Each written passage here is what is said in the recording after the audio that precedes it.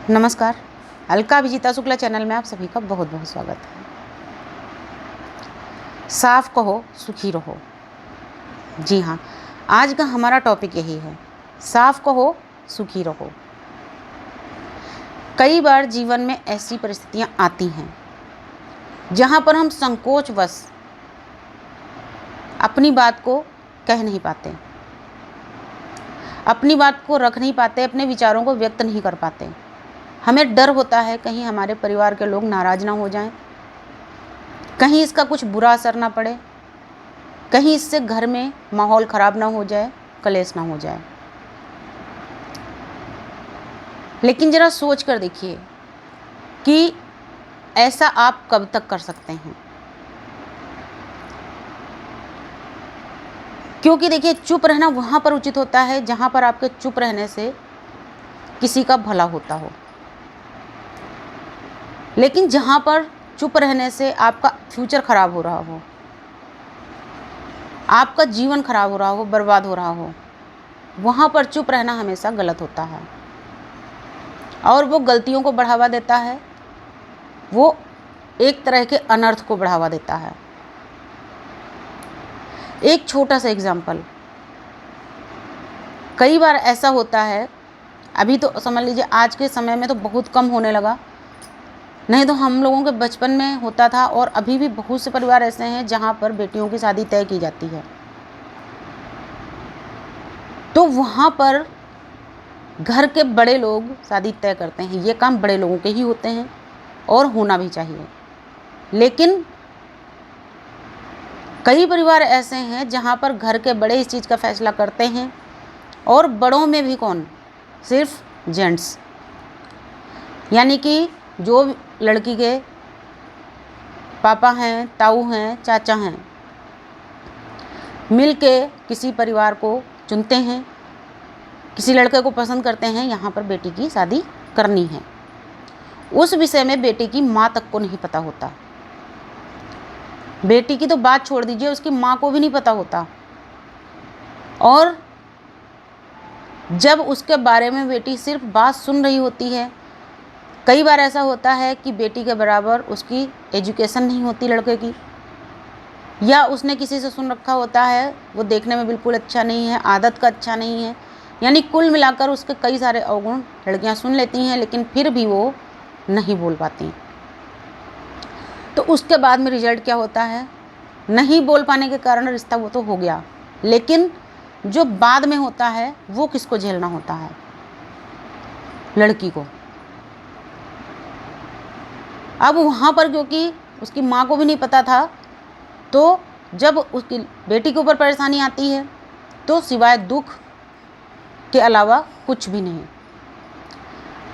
जब कभी भी उस घर में स्थितियाँ ऐसी बन जाती हैं कि अलगाव की स्थिति बन जाए, तो भी लाइफ किसकी ख़राब हुई, लड़की की।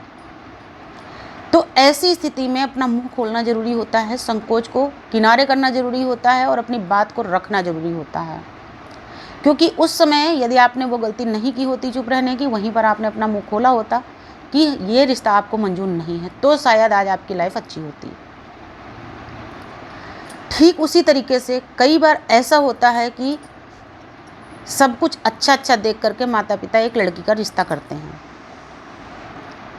यानी माता पिता ने एक अच्छा परिवार चुना, अच्छा लड़का चुना अपनी समझ से।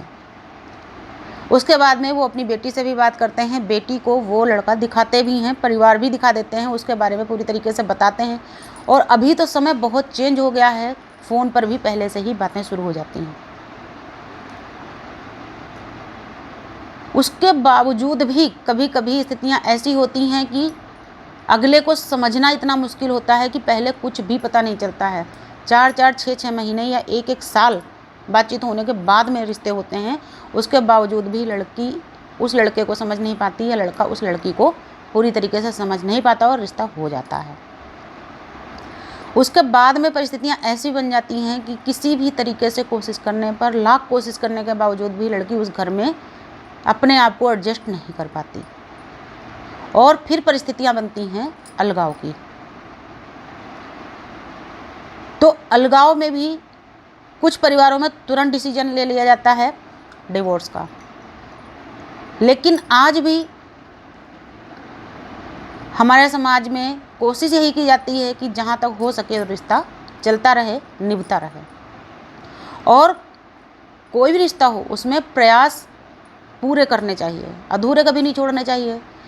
तो सबसे पहले यही होता है, निर्णय यही लिया जाता है कि भाई कुछ समय के लिए लड़की को मायके बुला लिया जाए और कंप्रोमाइज़ का प्रयास किया जाए, हो सकता है रिश्ता सुधर जाए।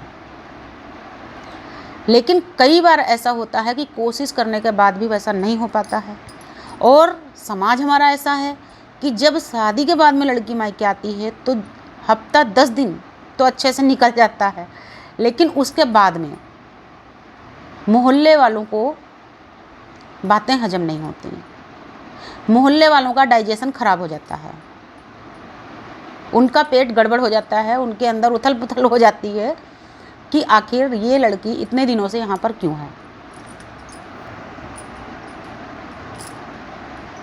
फिर उनमें से कोई एक लेडी जाकर के, ये काम ज़्यादातर लेडीज़ों के ही होते हैं, कोई एक लेडी जाकर के धीरे से पूछती, बिटिया सब ठीक ठाक चल रहा है? काफ़ी दिन रुक गई। अब वहाँ पर क्या है कि लड़की की जो मम्मी हैं या उनकी जो भाभी हैं, उनकी ड्यूटी बनती है कि एकदम साफ बात आप पहली बार में बोल दीजिए, भाई दिक्कत है, कुछ ऐसी समस्याएं हैं जिनकी वजह से हमने अपनी बेटी को अपने घर पे रखा है, आगे देखते हैं, कोशिश करते हैं, अगर सब ठीक ठाक रहा तो ठीक है, वरना हमारी बेटी हमारे पास रहेगी। अगर आपने पहली बार में इस तरह का जवाब दे दिया तो आपकी बेटी को बोलने की ज़रूरत भी नहीं पड़ेगी और अगले की दोबारा कोई भी बात पूछने की हिम्मत नहीं होगी। लेकिन जब ऐसा नहीं होता है, आप कुछ झूठ बोलते हैं, हाँ हमने बुला लिया है, या हमने कुछ दिनों के लिए रखा है, या दामाद कहीं बाहर गए हैं तो हमने सोचा बेटी हमारे पास रह जाएगी, तो आज आपने ये बात बोली है, फिर जैसे ही 1 महीना बीत जाएगा फिर से आपसे क्वेश्चन किया जाएगा, फिर आप दूसरा कोई झूठ बोलेंगे, फिर 1.5 महीने बीतेंगे, 2 महीने बीतेंगे, तो आखिर कब तक आप झूठ बोलेंगे और कब तक आप बात को बदलेंगे। और यहाँ पर गलती उस लड़की की भी है जिसकी लाइफ में ऐसा कुछ हो रहा है और वो किसी को जवाब नहीं दे पा रही, क्योंकि जैसे ही आपसे पहली बार में क्वेश्चन किया गया, यदि आपने उसको जवाब दे दिया होता या दोबारा में किया गया क्वेश्चन, तो आप बिल्कुल खुल के बोल दीजिए, भाई आंटी जी हमारी लाइफ में ऐसी प्रॉब्लम चल रही है और मैं अपने माता और पिता के पास हूँ या अपने भाई बहन के पास हूँ, अपनी भाभी के पास हूँ और मुझे यहीं रहना है, नहीं हो पा रहा मेरा वहाँ पे गुजारा, तो पहली दूसरी बार में ही बात ख़त्म हो जाती है। लेकिन जब ऐसा नहीं होता तो वही बातें धीरे धीरे करके बढ़ती रहती हैं और वो बुराई को ही जन्म देती रहती हैं। इसलिए साफ कहिए और सुखी रहिए। ठीक वैसे ही परिवारों में कभी कभी ऐसा हो जाता है कि कोई काम हम जानबूझ के नहीं करते लेकिन फिर भी वो गलती का रूप ले लेता है। जैसे कि किचन में बर्तन धो रहे हैं, कोई बहुत महंगा डिनर सेट है, उसकी कोई एक प्लेट टूट गई, या हमारा बहुत महंगा कोई कप का सेट है, उसमें से 1 या 2 कप टूट गए, और परिवार में माहौल ऐसा होता है कि कोई भी गलती होने पर आपको डांट पड़ती है। तो वहाँ पर अपनी डांट से बचने के लिए आप उसको छुपाने की कोशिश करते हैं। फिर जब कभी उसकी बात होती है, भाई इसके इतने पीस थे, इसके इतने पीस थे, तो आप झूठ बोलती हो, कहीं रखा होगा, किसी चीज़ में ढका होगा या कहीं उसमें कोई सामान रख दिया, तो आखिर कब तक वो झूठ बोलोगे। एक बार की डांट से बचने के लिए आप 100 झूठ बोलें, तो 100 झूठ बोलने से बेहतर है एक सच बोलना।